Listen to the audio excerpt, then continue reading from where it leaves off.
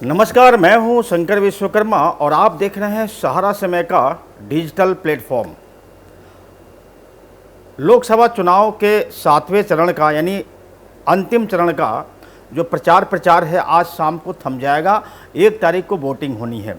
7वें चरण में उत्तर प्रदेश की 13 लोकसभा सीटों पर चुनाव होने हैं।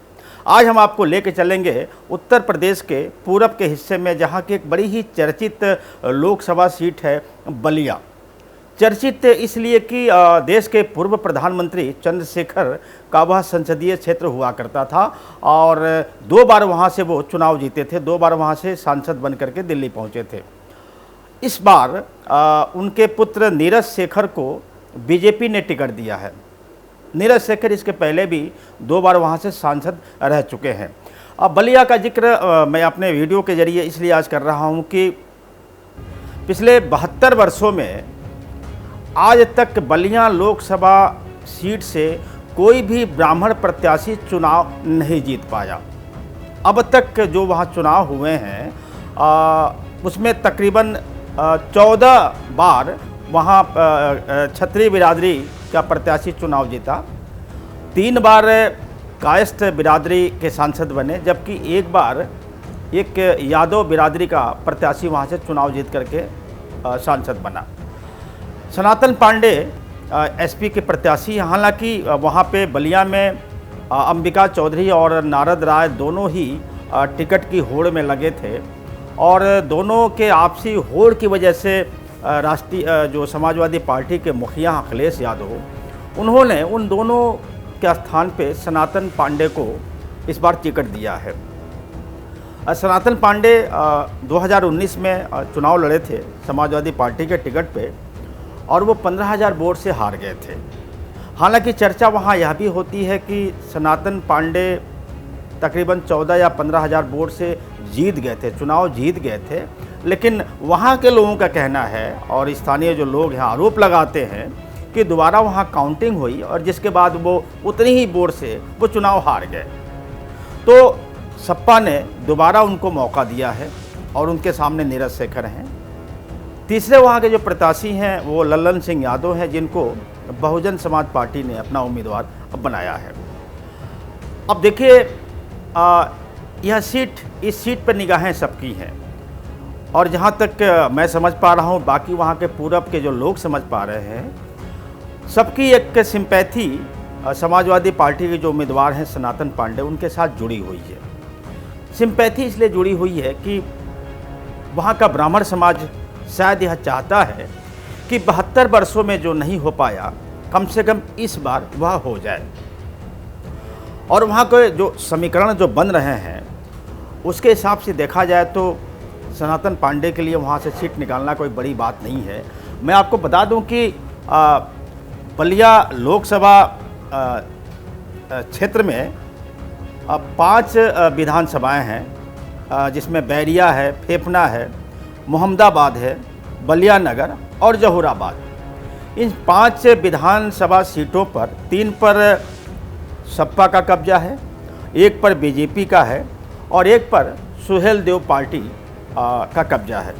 और जहाँ तक वोटों की बात है तो मैं आपको बता दूं कि जो सबसे बड़ी संख्या वाला वोटर है बलिया में वह ब्राह्मण है और सनातन पांडे भी ब्राह्मण है।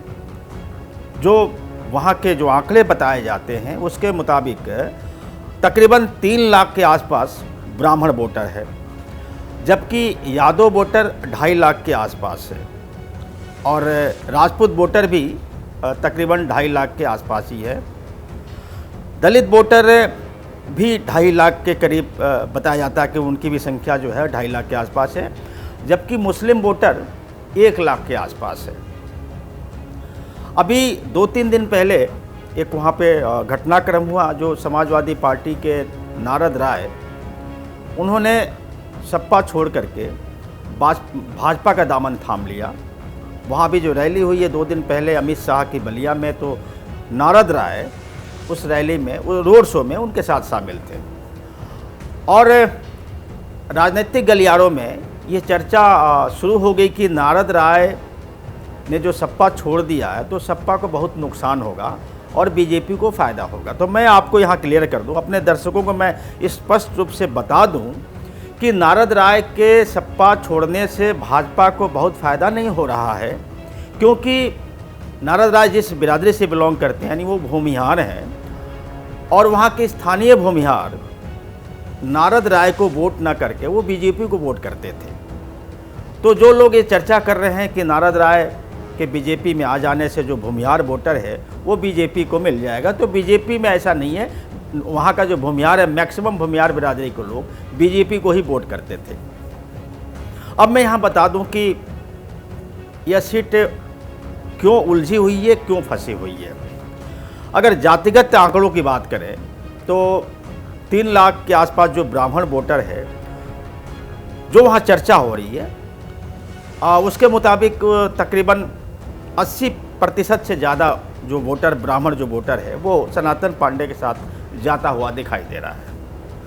2.5 लाख जो यादव वोटर है वो समाजवादी पार्टी की वजह से सनातन पांडे के पक्ष में जा सकता है, लेकिन बसपा ने जो ललन सिंह यादव को वहाँ चुनाव में खड़ा कर दिया है, तो ऐसा माना जा रहा है कि ललन सिंह यादव कुछ यादव बिरादरी की वोटें काट सकते हैं।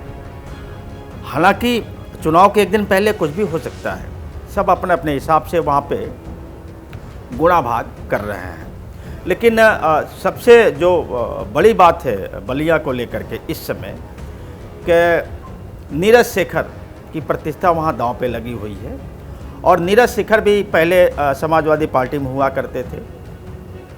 और दूसरी बात यह है कि जो बीजेपी का वहाँ पर एक जो ट्रेंड रहा है, मैं बता दूं कि 2014 में वीरेंद्र सिंह मस्त बीजेपी के टिकट पर वहाँ से चुनाव जीते थे।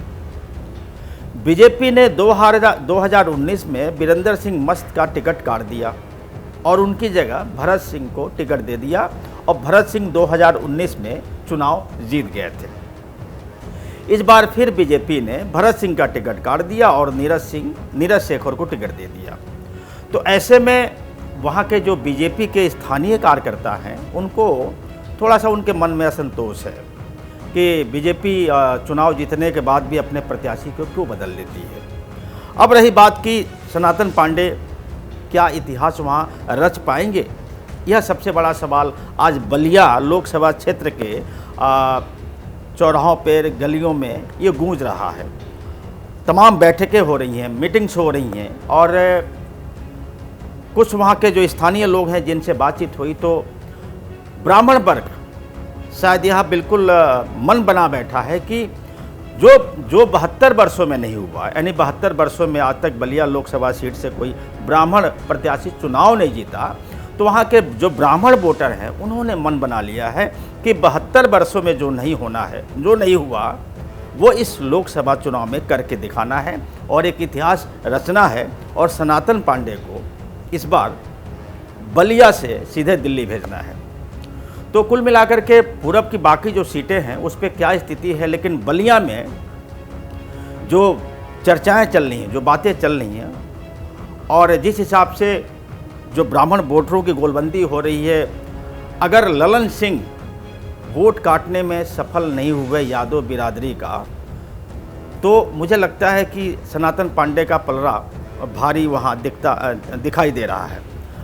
लेकिन दोनों की जीत में जो बड़ा फैक्टर है वो दलित वोटर का है। दलित वोटर तकरीबन 2.5 लाख के आसपास है। दलित वोटर जिसके पक्ष में जाता हुआ दिखाई देगा, मुझे लगता है कि उसकी जीत शायद सुनिश्चित हो जाएगी।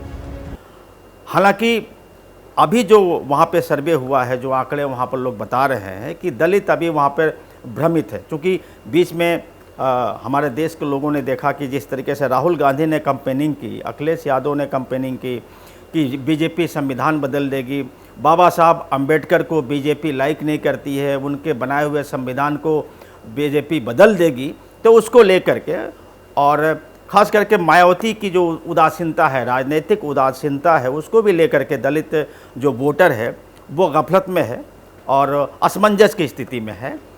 तो अगर वो जैसे राहुल गांधी की बातों को सुन करके, अखिलेश यादव की बातों को सुन करके कि आप बाबा साहब अम्बेडकर के संविधान को बदल देंगे, उससे प्रभावित होकर के, राहुल गांधी की बातों से प्रभावित होकर के दलित वर्ग ने, अगर 40-30% भी दलित वर्ग विचलित हो गया, इधर से उधर हो गया, तो सनातन पांडे को वहाँ जीत हासिल करने से कोई रोक नहीं पाएगा।